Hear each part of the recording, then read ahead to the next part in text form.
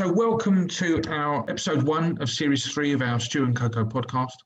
And in this series, we'll be exploring the effects of the pandemic in terms of the labour market, the impact it's had on employers, the impact it's had on subcontractors and staff, which has obviously been compounded by IR35 and the introduction of this new legislation.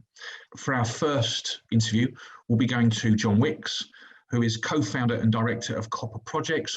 Copper Projects, if you don't know them, are quite they are a unique principal contracting / development offering based out of Stratford, and the business is in fact attached to the freehold of Sugar Island, which is an incredible development that sits on, I don't know, however many hectares of land. So welcome, John. Thank you for joining us. Thanks for having me. Pleasure. No, it's my pleasure. Now, this is, as I've said, the first podcast of Series 3, and what we're going to be talking about is Copper Projects. And I'm just going to give you a bit of a plug here, John, as far as what we've talked about and really exciting stuff for your business. As one of the co-founders, here's some of the headline figures. In the last 3 years, you've grown 300% year on year in spite of the pandemic, right? You managed to keep the wheels on, number one. You've managed to retain, you've managed to retain clients, no issues in terms of brand. Ultimately, you've helped manage that cash flow whilst that growth's been going on. And what's really important, especially to this podcast, is how you've managed to deal with your staff. Because I know that we'd said that in a period of about 7 or 8 months between 2019 and 2020, you went from 7 to 30 in terms of headcount. Yeah, and that's massive growth in any period. But in terms of cultural alignment, going into a pandemic where you've got the challenges that we've faced in terms of remote working or then moving into hybrid working, whilst trying to knit that group of people together, I think that must have been pretty daunting. Tell us and tell the audience, John, about some of the challenges you've faced and how you dealt with them. Yeah, I mean, obviously, as you say, trying to recruit that many people in a short space of time is a challenge on itself. Just trying to go through the process. In any normal time, every single person that you bring on board it's a process. You've got to have the job spec. You've got to go through the candidates, you've got to interview, you've got to get that going. So as well as dealing with all of that, we're still trying to deliver projects, we're still trying to pick up more work. But yeah, I guess to go back to the question about how to integrate all of those people into the business, I wouldn't say there's any magic formula. We got some wrong. We've done some things well. We were trying to, the thinking at the start was to just engage people, just over communicate, get everyone together as often as we could, and just keep people up to date. I think a lot of the technology that we invested in was always geared up for remote working. We don't have on-site servers. We're very much, we wanted the cloud-based. We wanted the model where people could work anywhere. But, the big thing at the time was to try and not allow people to feel isolated. If they were on a site, on the other side of town, they were just as involved as everyone else. So that has been the big thing. As I say, we're not perfect, but I think you just got to try and you got to commit to it. And look, we during the process of getting these staff on board, we started, running some surveys, just getting people's feedback, and asking them the questions. How do you feel? Do you feel engaged? Do you feel part of the team? So we started that process, collecting information. Like we were saying a bit earlier, you get the feedback.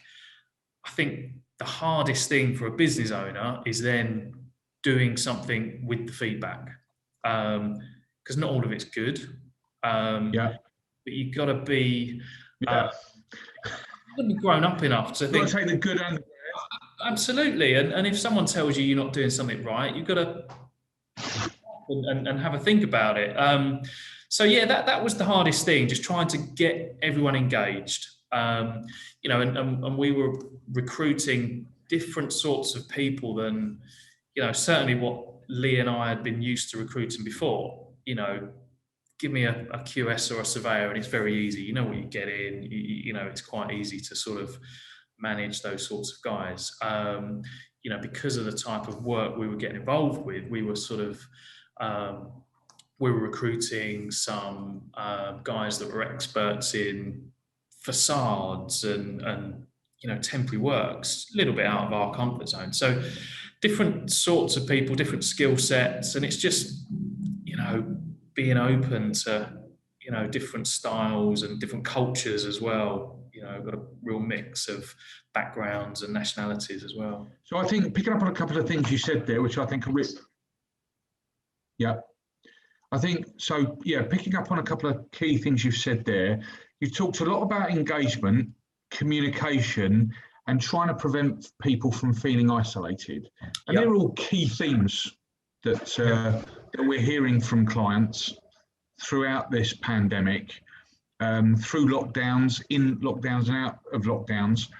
I think the key things there are what you've managed to do pre the pandemic is scale at speed. You've effectively trebled, in fact, more than that, you've quadrupled your workforce in a very short period of time, right? So what you've not had the time to do is really suck people in, get them and get them engaged in terms of your culture. You've not managed to do, or you haven't had the time to do that pre the pandemic. No. So I think what you've highlighted here in terms of setting the business up technologically to deal with remote working,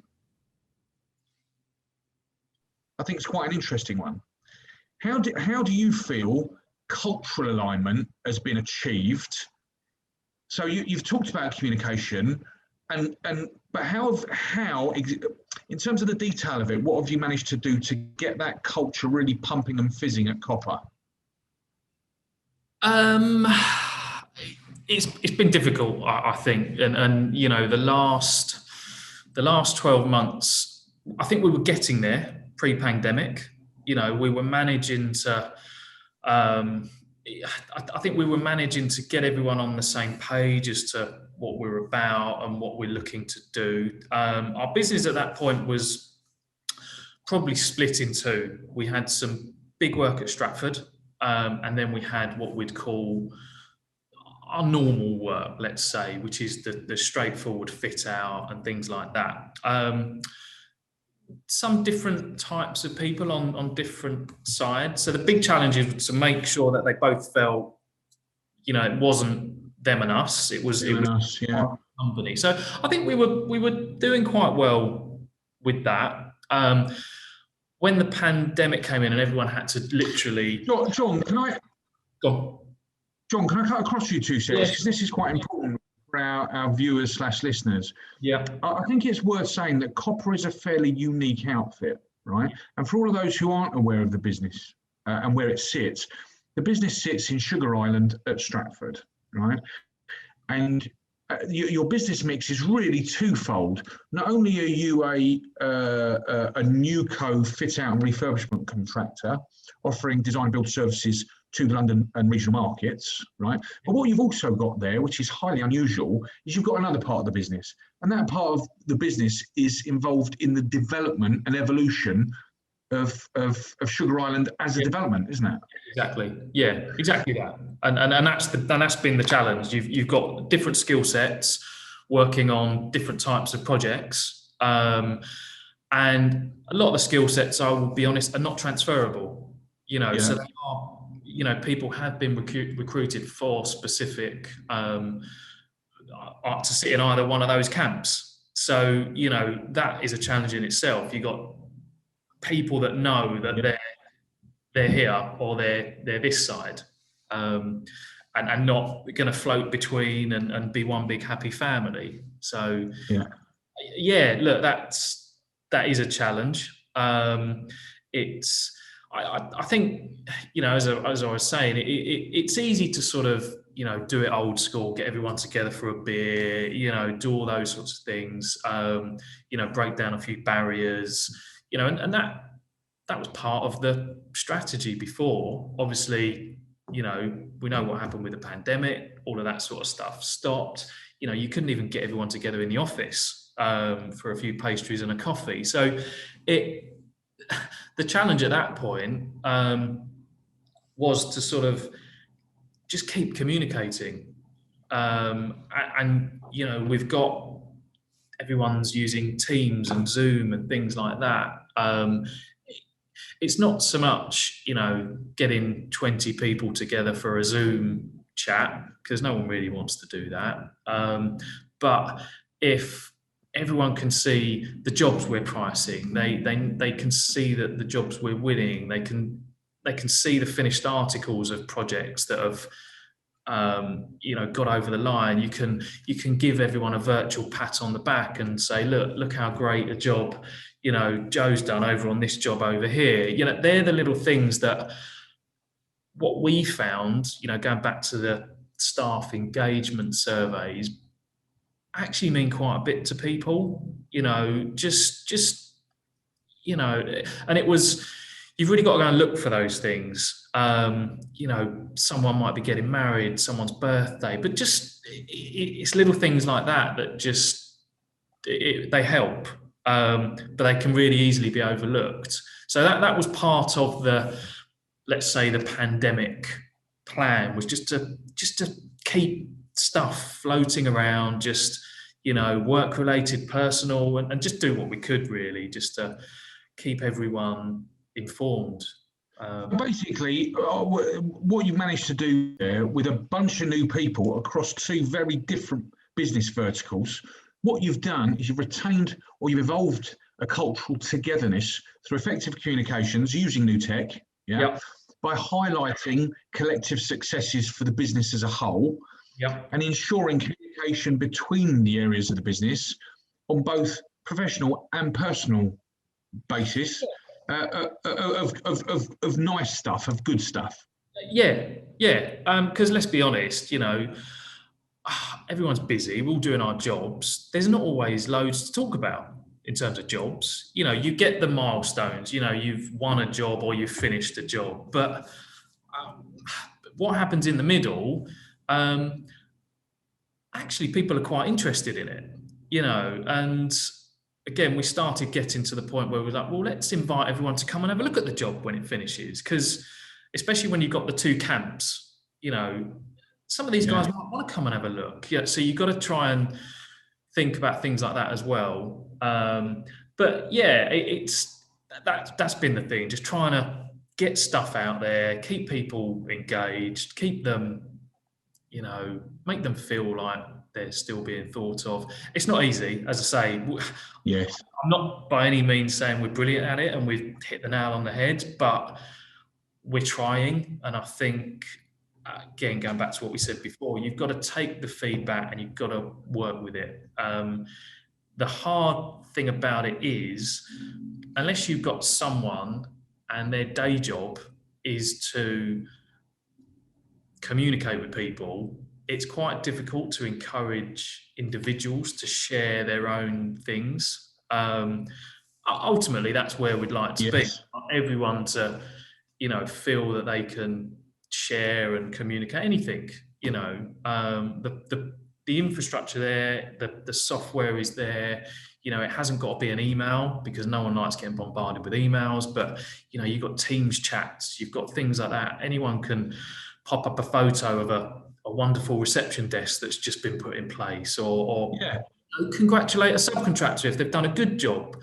We're all really good at telling everyone when they've done a bad job, but why don't we tell? So it's a big thing. It's trying to get everyone on the same wavelength, really. We've got promoting success. And I think you got to promote the little wins, because, as I say, the big milestones are always there. Getting to the end of a job, but there's successes all the way along the job. don't get me wrong, there's failures all the way. It's what we do. There's issues that come up every single day, and that's our job. So you got to just, if you can share the little wins as you go, hopefully it just makes people feel a bit better about themselves, and that they're doing a good job. So yeah, that's big key for us. No, I agree. Bite-sized chunks along the journey, highlighting success areas, and then promoting it throughout your business. Yeah. Coming back to something you said earlier, which I think is interesting. You've obviously got these two areas of your business.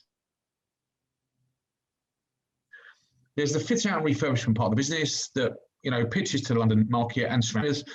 It is a mixture of professionally driven work via consultants and some end user work as well. You've got that level of agility, but you've also got this part of the business that has been developing through self-delivering Sugar Island. Yeah. You've got, big cladding packages, envelope packages, roofing packages, structure, substructure. And I guess what I'm trying to chime in here is IR35 came in last year. Yeah. Right? Sorry, it was supposed to come in last year, and it actually ended up coming into effect this year. Yeah. And certainly hit the kind of contractor market like a tidal wave. And certainly from our point of view, we found that most of our clients, obviously if you turn over more than 10 million quid, most of our clients ended up taking quite a risk-averse approach to IR35.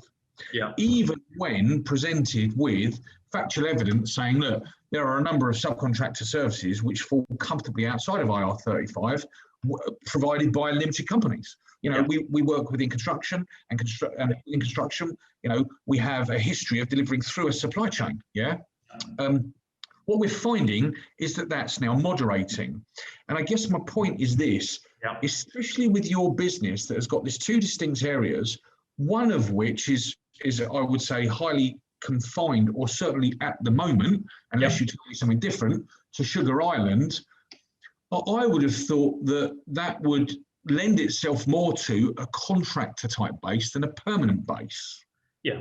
What are your thoughts? Yeah, it does, in all honesty. And if we had to give you some figures, it's probably 50-50. In terms of the team that are our, let's call them the development team, they're 50-50 between employees and contractors. There wasn't any hard thinking around IR35 at the time. It was more to do with the individuals, what suited them, what didn't, the type of role, how long the role might go on for. So yeah, it does suit a contractor arrangement. In terms of IR35 for us, we do take a risk averse stance on it, but we're also quite relaxed at the same time, because for us, we feel we're still outside of the reaches of the rules on it. However,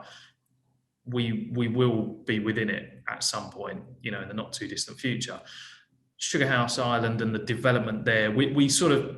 Are you looking at 2020? Sorry, John, are you looking at 2022, 2023, do you think? Yeah. Let's see how it goes. At the moment, it could be this year. It could be this year. It could be next year. It could be the year after. We're sort of taking a bit of a... suck it and see. It's an unpredictable market at the moment, and you're dealing with a lot of backlog, a lot of people that are sort of waking up, just coming back to work. But yeah, to answer the point, the development guys, they work on a contractor model. Really, we're sort of, I don't think we're ever going to get caught out, by falling foul of any rules over there. The other part of the business is probably slightly different, unless you're bringing in, freelance guys on a more temporary basis. And I think that's where we've tried to be, or our stance is more regimented. So, we approached a lot of our labour hire agencies, and we asked them, we said, look, what are you guys going to do for us? Some of them had nothing. well, we don't know what to do. It's up to you. And so, okay, well, you can move on. Right, next guy, what are you going to do? This is what they do. The very least they can do is help us comply with the Come up rules. with a solution. Yeah. Exactly. So our stance on that side is, look, if we're going to take on a labourer or someone of that ilk, or the white collar guys, a temporary site managers, we want the agency that we're using to protect us and tell us, look, this is what we've put in place. Yes. That you will comply with these rules. So that's so we've tightened up on that side. But yeah, as I say, we don't think we're right in the clause of it at the moment, but by the end of It's this coming. It's coming, yeah, and we want to be prepared and do things in the right way as well. So yeah. I think for us, yes. I think for us, it's very important as a business, like you said, to be able to offer solutions. Yeah. You can't solve everything, but where you can do, you've got to continually evolve to offer a suite of services to clients that mitigates risk, adds value, ideally does both, right? And we came up with this Stew and Cocoa product, which with an automated front-end assessment tool, and then if that assessment tool provided clarification or clarity that any contractor fell outside of IR35, within 48 hours, you'd end up with an insurance policy. Yeah. And that would indemnify any client up to £100,000 worth of risk. And for me, that seemed like the perfect solution. Now, how could you not want to do that, Mr. Client? But what we found actually is that most of the major contractors have been reasonably risk averse. There's one or two who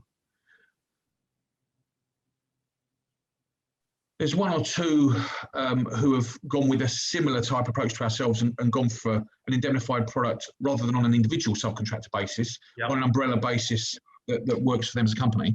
So outfits like not General Dezo, not Bouygues, Engie have done that. Okay.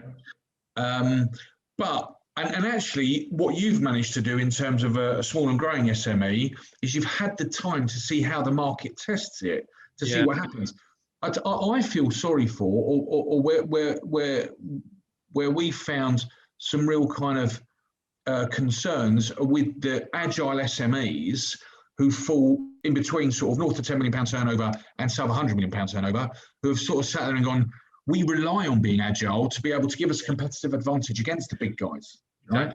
Yeah. And part of that is having a flexible approach to our labour control, right? So I think this whole A, the pandemic, B, then the IR35 introduction has been super challenging for our industry.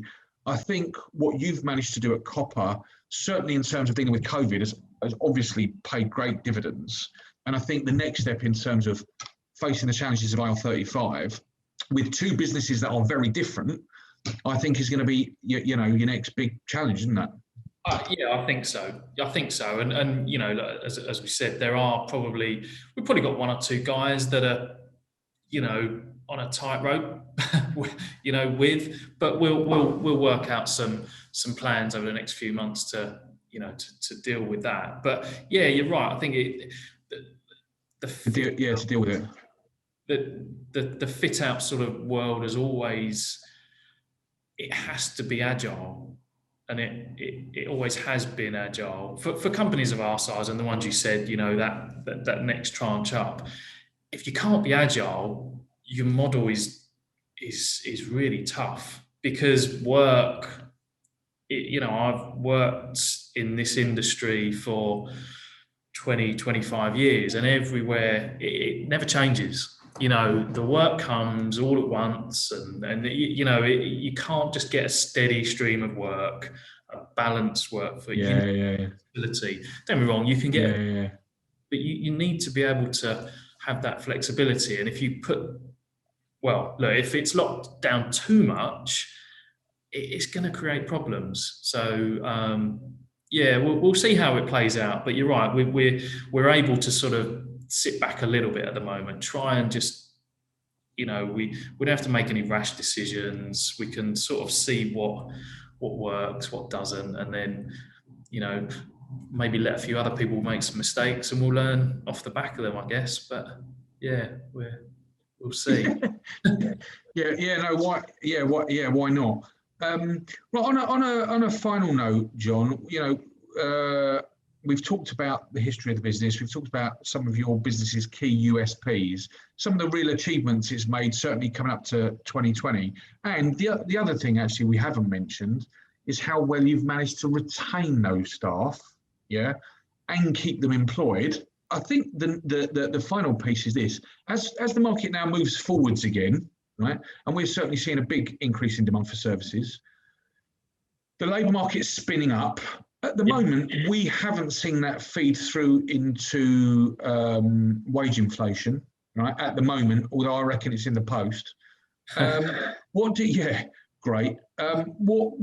think are the biggest challenges for you now for the next 12 months? The biggest challenge for us now over the next few months is being able to compete out in the market with some of the bigger guys. We're not a brand new company anymore that we can sort of get by on, having chats with people and look, we're going to run your jobs, and the owners are going to be vested. We've grown up a bit more from that. So the challenge now is to be able to compete out in the market against bigger companies that have far more resources than us. That's the challenge. Setting ourselves up to stand toe to toe. And I would say recently we've done that. We've started to win work against some bigger guys on merit as well, not just because they look at us as a small business so we can be cheaper. We've managed to tender, pitch, convince clients that we're the right choice, parking everything else. So it's just sustaining that. We've negotiated a lot of work in the past, so we're now moving into a situation where you've got to go and tender far more and convert it. That then turns into another resource because you're pitching far more, tendering more. That's the key challenge for us moving into the next 12 months. Really, we're putting plans in place to do it, and we're quite confident and optimistic that A, the work is there, and B, that we can win it. And as part of that is recruiting people. There are certain positions we're going to need to fill. Getting people into the new way of working, and that's all part of it. Getting the right characters in, I think, is a big part as well. And that will be part of the challenge, finding the right people that can sort of fit in, do a good job, help us grow, and see where we're trying to push the business, really. I'm with you. Well, look, we wish you the best, John. Thank you very much to you and Copper. Good luck with the work winning and the vicissitudes that are coming in terms of the market. And thank you very much for your time. No, thank you. Pleasure. Sure. See you soon. Cheers. Bye-bye.